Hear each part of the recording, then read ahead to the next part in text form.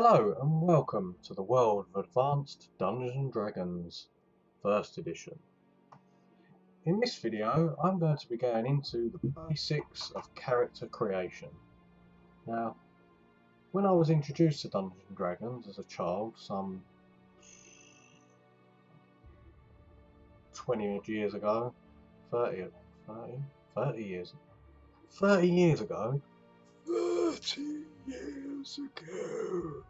I was introduced to Dungeons and Dragons.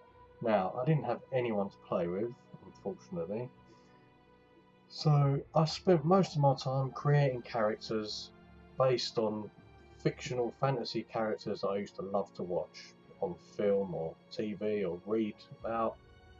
So I remember the first characters I ever made were the Fellowship of the Ring, of course. Anyone who knows anything about fantasy would know that. So, you know, I selected my hobbits as halfling thieves, Boromir and Gimli as fighters, Gandalf obviously a magic user, and then, you know, a few in between that. So basically I rolled up all the scores for these characters and made my own character sheets, put all the details in, and there we go. I had the Fellowship of the Ring all ready to play, although I couldn't play. So that was basically what I did, and I just read the handbook, the Dungeon Master's Guide, the Monster's Manual, the Deities and Demigods. They're the only books I had at the time.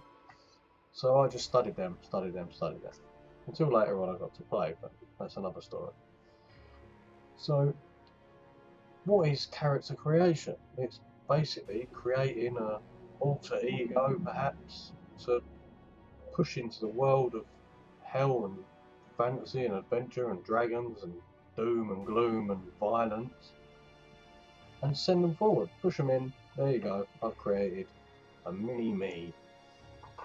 There are different ways of creating characters. You can base them on something you've totally created yourself, or perhaps you make them as the person that you would like to be if you was in a fantasy setting. I think sometimes that's a good way to do it.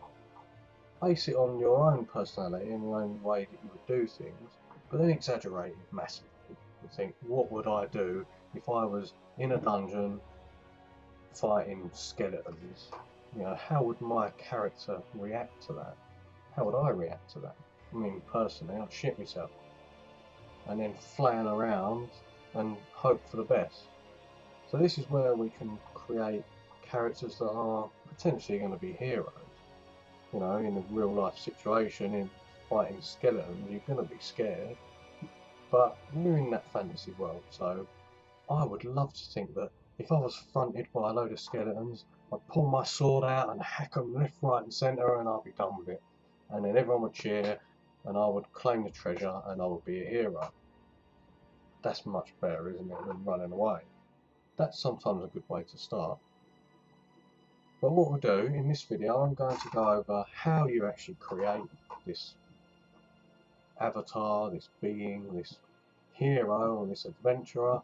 How do you do that in this game?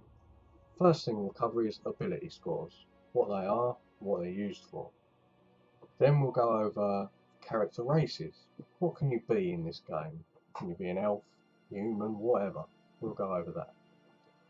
And then we'll go over classes. That's just skills that you use within the game and how you approach the game. You know, you might be a fighter with a big sword hacking at people. You might be something different. I'll go over the options that we have. And then I'll go into adventure inside, where I'll show you how to equip your character to make them ready for the adventure ahead. So, first things first, ability scores. There are 6 ability scores in total, and they are as follows.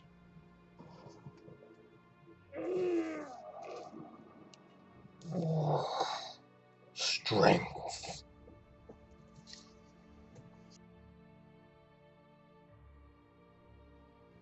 Constitution,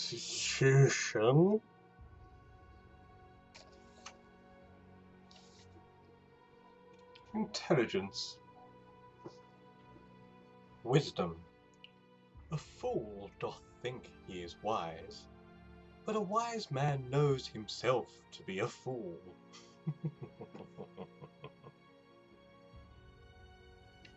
Charisma. Mr. Viper. Hello.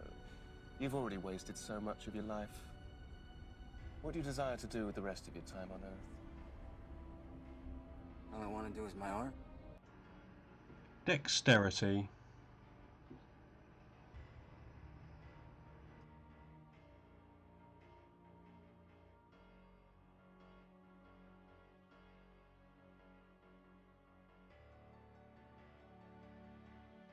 Ability scores are the foundation statistics for your character. They are generated using 3d6 and adding the totals together, where 3 being the lowest and very, very bad, 18 being the highest and very good. Certain character classes depend on different ability scores. So for example, a fighter depends on strength and constitution, because they need a lot of strength to wield their weapons and fight effectively, and they need a good constitution so they can take a lot of damage.